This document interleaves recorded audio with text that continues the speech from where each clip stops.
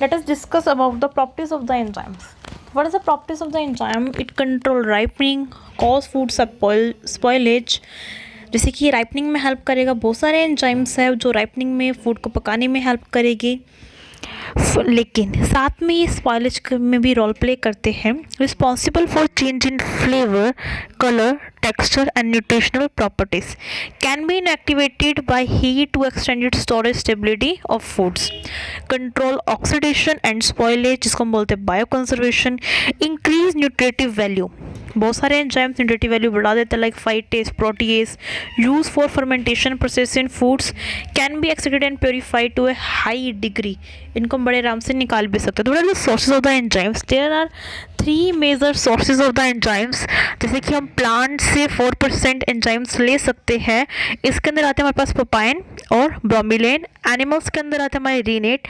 Micro organism से 80% तक enzymes लिए जा सकते हैं, जैसे कि यीस्ट, फंजाई एंड बैक्टीरिया. यहाँ से हम मोर देन 80% एंजाइम्स को ले सकते हैं. अगर हम बात करते हैं प्लांट्स की, तो लगभग approximate 4% enzymes are taken from the plants. तो let us discuss about the plants के बारे में, कौन कौन से एंजाइम्स ले जाते हैं. तो हम बात करते हैं इसके अंदर एंजाइम्स की. सबसे पहला एंजाइम जो आपको दिखाई दे रहा है वो है पपाइन.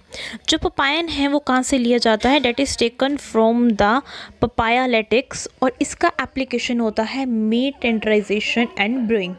मीट की टेंडराइजेशन में एंड ब्रूइंग. जो ये मीट टेंडराइजेशन होता है, ये एक बहुत ही इंपॉर्टेंट प्रोसेस टेक्नोलॉजी है for better utilisation of tough meat to benefit both producer and consumer. इसके अंदर क्या होता है कि जो टफ मीट है उसको सॉफ्ट करने में ये काम आती है. ये एक इनहेरेंट प्रॉपर्टी है determined by the composition, structure and case of chewing and disintegration. ये degree of consumer satisfaction and precipitation. Toughness होती क्यों है? Toughness caused by the connective tissue and actin toughness due to configurational changes of muscles, proteins, actin and myosin. जो भी meet के अंदर, जो भी हम पर्टिकुलर जो भी जानवर है उसकी मीट के अंदर जो भी मसल्स, प्रोटीन्स है, एक्टिन, मायोसिन, उसके कारण टफनेस होती है. और प्लीज आउट फैक्टर जैसे कि स्पीसीज है, ब्रीड है, एज है, सेक्स है, हेरिडिटी, कार्केस ग्रेड. उसके बाद इन सब के फैक्टर के कारण, चिलिंग, फ्रीजिंग हम कर रहे हैं, पोस्टलेटर फैक्टर के कारण, एजिंग के कारण जो है टेंडरनेस आ जाती है, सख्तपना, मतलब टेंडराइजेशन होता है, उसको सॉफ्ट करना, सॉफ्ट हम करा जाता है मीट को. गाइस यहाँ पे जो ब्रेइंग का मीनिंग है वो फर्मेंटेशन से रिलेटेड है. नेक्स्ट जो एंजाइम है वो है फीसिन. फीसिन जो है वो फिग प्लांट जो है उसका सोर्स है. अब और ये भी जो है मीट टेंडराइजेशन, मीट को सॉफ्ट करने में काम आता है. फीसिन याद रखिएगा, नाम है फीसिन और ऑब्टेन किया जाता है फिग. ये आपको फिग का प्लांट दिखाई दे रहा है जहाँ से हम फीसिन को ऑब्टेन करते हैं. याद रखिएगा, फिग का प्लांट जो है उसको हिंदी में अंजीर के पौधे के नाम से भी जाना जाता है. तो जो फिग का प्लांट है वो अंजीर के पौधे के नाम से बहुत ही ज़्यादा फेमस है. और इससे जो एंजाइम ऑब्टेन किया जाता है उसका नाम है फीसिन. और फीसिन का काम होता है मीट की टेंडराइजेशन करने में, मीट को सॉफ्ट बनाने में ये यूजफुल होता है. नेक्स्ट एंजाइम है हमारे पास ब्रोमलेन, जो कि जिसका सोर्स है पाइनएप्पल. और पाइनएप्पल इसका सोर्स है. इसको यूज किया जाता है मीट की टेंडराइजेशन में. Chill proofing of beer. यहाँ पे जो चिल प्रूफिंग ऑफ बियर है उसके अंदर भी ब्रोमेलिन का जो है यूज़ किया जाता है. चिल प्रूफिंग का मीनिंग है वो है कि उसकी ब्राइटनेस और क्लैरिटी को बहुत टाइम तक बनाए रखना. नेक्स्ट एंजाइम है प्रोटीएसिस. प्रोटीएसिस जो है बैसिलस और एस्परगिलस की स्पीसीज से प्रोड्यूस किया जाता है. डिटर्जेंट में, ब्रूइंग, मीट टेंडराइजेशन में, बेकिंग में, बॉन क्लीनिंग में, hydrolysed animal proteins, functional meat proteins. Basically protease नाम से ही पता लग रहा है, जो कि प्रोटीन को डाइजेस्ट करता है. एंड ये प्रोड्यूस होता है बैसिलस और एस्परगिलस की स्पीसीज से. इसका काम है डिटर्जेंट में ब्रिंग मीट को सॉफ्ट करेगा. ये जो कि एक्टिन, मायोसिन, मसल्स के प्रोटीन से उन्हें डाइजेस्ट करके सॉफ्ट कर देगा. बेक करने के अंदर, बॉन क्लीनिंग के अंदर हाइड्रोलाइज्ड एनिमल प्रोटीन. क्या होगा कि प्रोटीज एंजाइम है, ये जो भी एनिमल के प्रोटीन होगी उनका सफाया कर देगा. Functional meat proteins. नेक्स्ट हमारा एंजाइम है पैक्टिनेजिस. पैक्टिनेजिस जो है उसका सोर्स है एस्परगिलस की species. Pectin hydrolyse in fruit juice clarification. Pectin hydrolysis in fruit juice clarification. अब एमाइलेज पता लग गया, स्टार्च लिक्विडेशन के अंदर बेकिंग ब्रिंग टेस्ट डिटर्जेंट में। बीटा ग्लूकोनेसिस जो बैसिलस स्पीसीज करती है bring and animal feed stock में। सेलुलोसिस जो है ट्राइकोडर्मा की स्पीसीज प्रोड्यूस करेगी textile bio polishing pulp and paper और डिटर्जेंट में। ग्लूकोज आइसोमेरेज जो है बैसिलस स्ट्रेप्टोमाइसिस की स्पीसीज प्रोड्यूस करेगी glucose isomerisation to fructose and transglutaminase Streptomyces की स्पीसीज प्रोड्यूस करेगी protein cross linking and gelatin meat binding में। हमने देखा कि प्लांट से हम इतने सारे पपाइन ब्रोमेलिन इतने सारे एंजाइम्स जो है वो ले सकते हैं। नेक्स्ट हम बात करते हैं वेजिटेबल कोगुलेंट्स की। वेजिटेबल कोगुलेंट्स और plant extract which contain a mixture of proteolytic enzyme and contribute unique characteristics to cheese. Vegetable coagulants are use primarily in niche products where specific flavours and consistency are desired और in remote region where other coagulants are unavailable. Extracts जैसे कि cardo flower काइना cardinals used in space and Portugal for the production of some DOP denomination D origin Protigida cheese. This cheese are often very soft और semi liquid and may be spoonable। क्या आप आराम से इसको इतनी बातें मतलब इस चीज़ को देखोगे तो अगर मैं आपको इस चीज़ की फ़ोटो दिखाती हूँ तो आप समझ जाएंगे कि जो ये चीज़ है कितनी सॉफ्ट होती है। द फ्लेवर प्रोफाइल स्ट्रॉन्ग होता है विथ कुछ कड़वापन होता है इस चीज़ के अंदर। जो एक्सट्रैक्ट है calotropis procedure plant use in Ghana for the production of wara और wagashi cheese having hard texture and high melting point suitable for grilling. Due to high production costs, low yield and development of flavors, vegetable coagulants are not used in industrial cheese production. तो what are the enzymes extracted from animals? अब हम enzymes कौन कौन से extract कर सकते हैं animal से, like lipase. Lipase जो है वो lipolytic enzyme extracted from the throat of cows. देखिए लाइपेज जो है वो लिपोलिटिक एंजाइम है जो कि लिपिड्स के मॉलिक्यूल्स को तोड़ने में काम आता है। इसको आइसोलेट किया जाता है काउस की, शीप की, गॉट्स की थ्रोट से विच इन्हांस चीज़ फ्लेवर। लाइपेज के डालने से चीज़ का फ्लेवर जो है बहुत ही अच्छा बढ़ जाता है।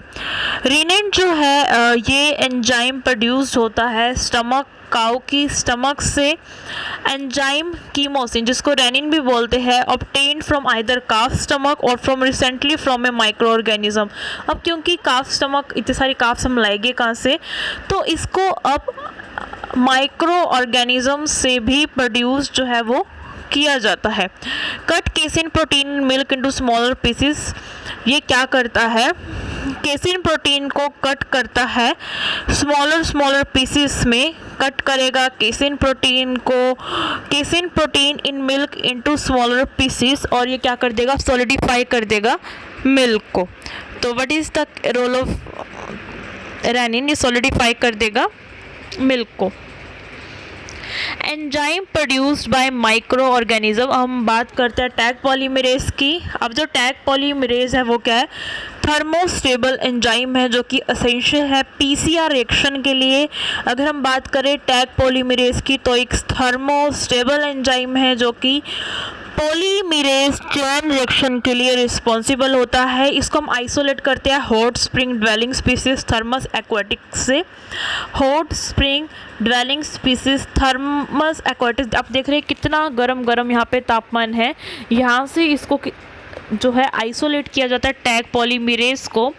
इन्वर्टेज जो है इसको निकाला जाता है सैक्रोमाइसिस सर्विसेज से।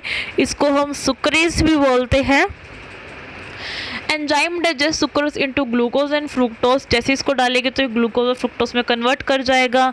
कैंडीज क्रिएट करने के लिए सॉफ्ट सेंटर बीच में रहे उसको क्रिएट करने के लिए किया जाता है। ज़्यादातर ये चेरीज, ये एक chocolate commonly use to make chocolate covered cherries, जैसे कि अंदर से बिल्कुल सॉफ्ट हो जाएगी चॉकलेट्स, तो इसके लिए इसका यूज़ किया जाता है। अब देखते हैं कि जो एंजाइम्स है उनकी class, type of reaction catalysed और उनके यूज़, कि हाइड्रोलाइज का क्या यूज़ है, आइसोमेरेज का क्या यूज़ है, लाइगेज और पॉलीमरेज का क्या यूज़ है, लाइस का, ऑक्सीडो रिडक्टेज का, ट्रांसफेरेज का। तो गाइस इन सब के यूज़ भी आपको अच्छे से याद करने हैं कि हाइड्रोलाइज नाम से ही पता लग रहा है ये हाइड्रोलिसिस में काम आता है। लाइपेज ब्रेकडाउन एग्जाम्पल जैसे कि हाइड्रोलाइसिस, जैसे कि एग्जाम्पल लेते हैं हम लाइपेज का। लाइपेज काम करता है लिपिड के मॉलिक्यूल्स को तोड़ने में। आइसोमेरेज काम करता है rearrangement of atom with in molecule, कि हाँ एक जैसे कि सिट्रेट से सिट्रिक एसिड साइकिल में सिट्रेट कन्वर्ट होता है आइसोसिट्रेट में, तो इसका काम क्या होगा कि रीअरेंजमेंट कर देगा। जैसे कि फॉस्फो ग्लूको आइसोमेरेज कन्वर्ट करता है ग्लूकोज 6 फॉस्फेट को फ्रुक्टोज 6 फॉस्फेट में ग्लाइकोलाइसिस के दौरान, तो फॉस्फो ग्लूको आइसोमेरेज का ये फंक्शन रहता है। आइसोमेरेज का काम होता है रीअरेंजमेंट करना एटम्स की मॉलिक्यूल्स के अंदर, जैसे कि फॉस्फो ग्लूको आइसोमेरेज कन्वर्ट करता है ग्लूकोज 6 फॉस्फेट को फ्रुक्टोज 6 फॉस्फेट में। नेक्स्ट जो काम है वो है लाइगेज का और पॉलीमेरेज का, ये ज्वाइन करता है दो और दो से ज़्यादा केमिकल्स को इकट्ठे, लाइगेज मतलब इकट्ठे ज्वाइन करता है, जैसे कि आइसोटाइल कोएसिंथेस, ये कंबाइन करता है एसीटेट और को एंजाइम को और बनाता है एसिटाइल कोहे क्रैब साइकिल के लिए।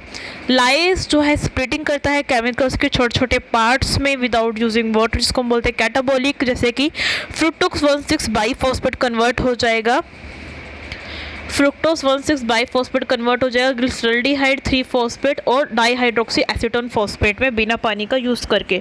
ऑक्सीडो रिडक्टेस क्या करेगा, ट्रांसफर करेगा इलेक्ट्रॉन और hydrogen atom from one molecule to another. Lactic acid dehydrogenase oxidise करेगा लैटिक एसिड और क्या बनाएगा, पायरुविक एसिड।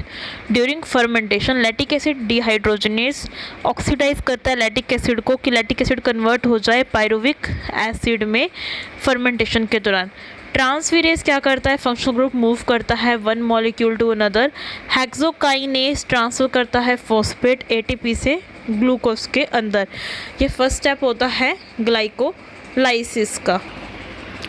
अब एंजाइम प्रोडक्शन आइसोलेशन, देखिए फर्मेंटेशन, जब भी माइक्रो फर्मेंटेशन करेंगे तो माइक्रो ऑर्गेनिज्म बनाएंगे इंटरसेलुलर या फिर एक्स्ट्रा सेलुलर एंजाइम, और एनिमल ऑर्गन प्लांट ऑर्गन की ग्राइंडिंग करने की एक्सट्रैक्शन करने से फिल्ट्रेशन करेगी, कंसंट्रेशन करेगी, प्यूरिफिकेशन करेगी, ड्राइंग करेगी, हमें फाइनल प्रोडक्ट हमारा मिल जाए। इसमें आप देख सकते हैं plant cell, animal organ, microbial fermentation, plant latex क्या करेगी, कंसंट्रेशन करने, फिनिशिंग करने, हमें हमारा एंजाइम मिल जाएगा।